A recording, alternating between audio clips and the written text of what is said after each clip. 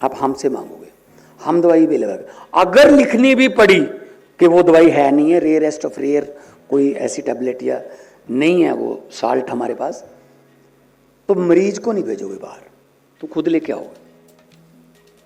क्योंकि वो जैसे ही हॉस्पिटल से बाहर जाता है तभी उसकी लूट शुरू हो जाती है, इसीलिए वो चाहते ही नहीं है, छोड़ो यार। तो हॉस्पिटल पे विश्वास बनाना, सरकारी नौकरी के बिना बाकी किसी चीज पर विश्वास नहीं है पब्लिक को, ना सरकारी बस में बैठ। WHO को इस पे ध्यान देना चाहिए। और वो बिल्कुल बॉर्डर का एरिया है, क्योंकि पोल्यूटेड वाटर जो है वो जाते जाते जाते जाते पाकिस्तान जाके वापस फिर आ जाता है सतलुज। उधर से भी चमड़े की फैक्ट्रियां बिल्कुल उन्होंने उसके किनारे लगा दी, सब वहाँ से आके तो उनके पत्तन में नीचे ग्राउंड लेवल पे चला गया। आप ऐसे उनके घर से नल पे पानी भरोगे, 5 मिनट के बाद वो पानी काले रंग का हो जाएगा, वो पीना पड़ रहा है उनको। अब चाइल्डलेस कपल्स की गिनती बढ़ रही है। हम बहुत कोशिश कर रहे हैं उस इलाके में कि पानी का प्रबंध किया जाए। बहुत गहरे पे 400 फुट 500 फुट पे पानी ठीक है, हमने 2-4 गाँव में पायलट करके देखे। तो मतलब वहाँ जाके तो लगता ही नहीं है कि ये पंजाब है, हंसता खेलता गिद्दे भंगड़े वाला पंजाब। वो तो लगता है किसी इमरजेंसी वार्ड में आ गए किसी हॉस्पिटल के। इस पे हमें काम करना पड़ेगा।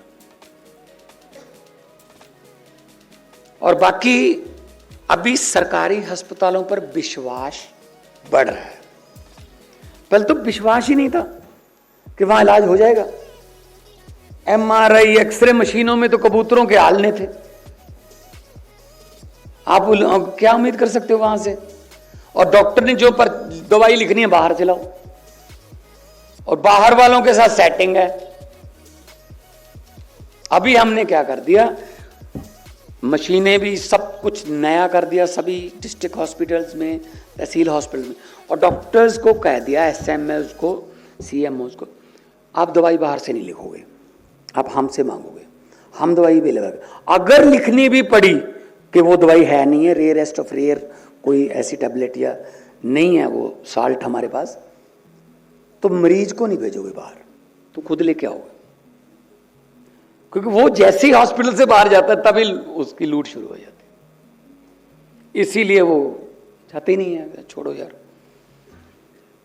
तो हॉस्पिटल पे विश्वास बनाना, सरकारी नौकरी के बिना बाकी किसी चीज पर विश्वास नहीं है पब्लिक को, ना सरकारी बस में बैठना चाहते हैं हम, ना सरकारी ट्रेन में, ना सरकारी सड़क पर, ना सरकारी स्कूल में बच्चा, ना सरकारी कॉलेज में बच्चा, ना सरकारी अस्पताल में इलाज कराना चाहते हैं। सिर्फ सरकारी नौकरी मांग सकते हैं बस, क्योंकि वो सेफ्टी देती है, मरने के बाद भी सेफ्टी देती है, उस पर यकीन है बस। बाकी किसी सरकारी, जिस चीज के सामने सरकारी आ गया उस पर यकीन उठ गया। आज से थोड़ी उठा होगा, ये 60-70 साल याद हुए होंगे तब से उठा है। अब यकीन बनना पंजाब में तो हमने शुरू कर दिए। अब प्राइवेट से बच्चे निकाल कर सरकारी में आ रहे हैं, क्योंकि स्कूल हमने एमिनेंस बना दिए। स्कूल एमिनेंस हो गए तो बच्चे इधर आ गए, और पढ़ाई का लेवल हमने अप कर दिया, लैब्स बना दी। हमारे इस बार पंजाब के 208 बच्चे JEE एडवांस का टेस्ट क्लियर कर गए। JEE एडवांस 800 से ज्यादा बच्चे हमारे नीट का पेपर क्लियर कर गए। 800 से ज्यादा सरकारी स्कूलों के बच्चे।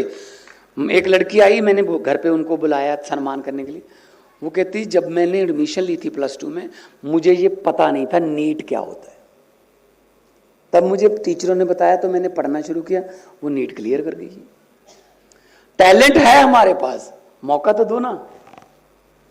जो रनवे है, रनवे जहाज को उड़ाता नहीं है, रनवे जहाज को मौका देता उड़ने का। जहाज जब, जो प्लेन 787, 747, 737 जितने भी हैं, जब ये गेट पर खड़े होते हैं, इनके इंजन बहुत शक्तिशाली, 350 सवारियां पैसेंजर्स, उनका सामान, लगेज, खुद 1.25 लाख लीटर के आसपास तेल, खुद का वजन लेके उड़ जाते हैं, इतनी ताकत। लेकिन जब गेट पे लगे खड़े हैं, एयरपोर्ट के गेट पे, तो उनकी ताकत जीरो होती है, क्योंकि जहाज के यहां बैक गियर नहीं होता, ही पीछे नहीं हो सकता वो। फिर एक छोटा सा ट्रैक्टर आता है, वो उसको पीछे करके ऐसे ऐसे करके ऐसे, तो जहाज को रनवे नजर आ जाता है। फिर वो ट्रैक्टर को कहता है थैंक यू वेरी मच, तू परे हो जा, अब मेरी बारी है। तो अब तब वो अपने इंजनों के सहारे रनवे से उड़ता है। ये रनवे सिर्फ मौका देता है। उसी रनवे से 25 मिनट बाद चंडीगढ़ उतरने वाला भी उड़ता है, उसी रनवे से 15 घंटे बाद शिकागो या सैन फ्रांसिस्को उतरने वाला भी उड़ता है। इंजनों पर डिपेंडेड है। हमारा यूथ रनवे है, हमारे डॉक्टर्स, हमारे मास टीचर्स रनवे हैं, इंजन है उनके पास, लेकिन मौका तो मिले ना। फिर जो तरक्की कर गया, फिर तो हम मास्टर कार्ड के भी सीईओ बन जाते हैं, फिर तो हम बोइंग में भी 45% हैं जहाज बनाने वाले इंजीनियर, फिर हम माइक्रोसॉफ्ट में भी लीड करते हैं। फिर तो मौका मिले हमें,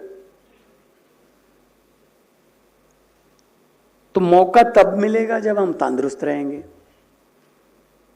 और तंदुरुस्ती के लिए सरकारों को बजट जो है वो हेल्थ बजट हमारा बहुत बढ़ गया। हमने इधर उधर से गलियां नालियां 70 साल से चल रहे जी, सरकार गली ऊंची उठा देती है, लोगों के घर नीचे हो जाते हैं, लोग अपना घर ऊपर उठा लेते हैं, गली नीचे हो जाती है, फिर मांग आती है, सरकार फिर गली ऊंची उठा देती है, घर फिर नीचे होते हैं, लोग कहते हैं अब घर और ऊंचा कर लेते हैं। ऐसे ऐसे चल रहा है जी, क्या करें 70 साल से।